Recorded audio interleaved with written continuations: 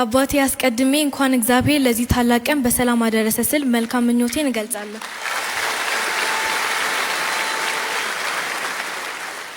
እንኳን እግዚአብሔር ረዳ። በመቀጠል በዚህ ቀን ጥቂት ነገር ስላንተ መናገር ፈልጋለሁ። ራሴን ካወቅ ጀምሮ በትንሹ አእምሮዬ ያስተዋልኳቸው ነገሮች እልፍ ናቸው።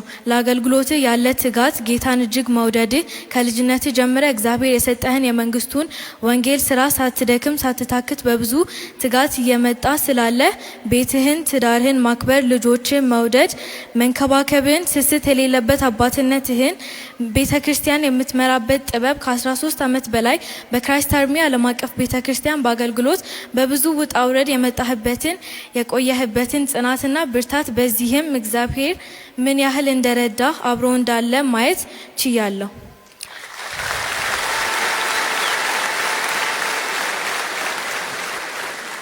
ለዚህም እግዚአብሔር እጅግ አድርጌ አመሰግናለሁ።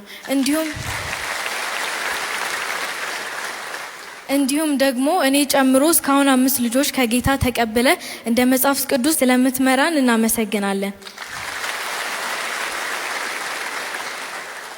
በዚህ ሁሉ ስታልፍ ስንፍና ሳይዝ ከመድረክ አገልግሎት ባሻገር ለትውልድ የሚተርፍ ገናናው ኢየሱስ የተሰኘው መጽሐፍ ለትውልድ በማስቀመጥ የተሰማኝን ትልቅ ደስታ ለመግለጽ እወዳለሁ።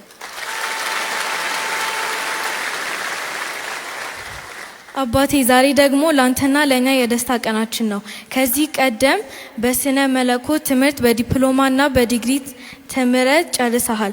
አሁን ደግሞ በከፍተኛ ማዕረግ ማስተርን ተወርቀ ሳይህ እና ጥቂት ወራት በኋላ ደግሞ ፒኤችዲን እንደምትጠናቀቅ ሳውቅ በእውነት ሁሉም ልጆች እንደኔ አይነት አባት ቢኖራቸው ብዬ ተመኘው።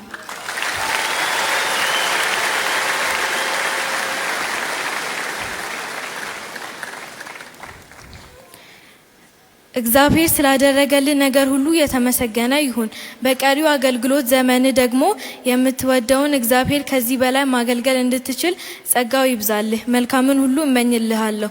በድጋሚ እንኳን አለ መልካም የስኬት ዓመት ይሁንልህ። እወዳለሁ።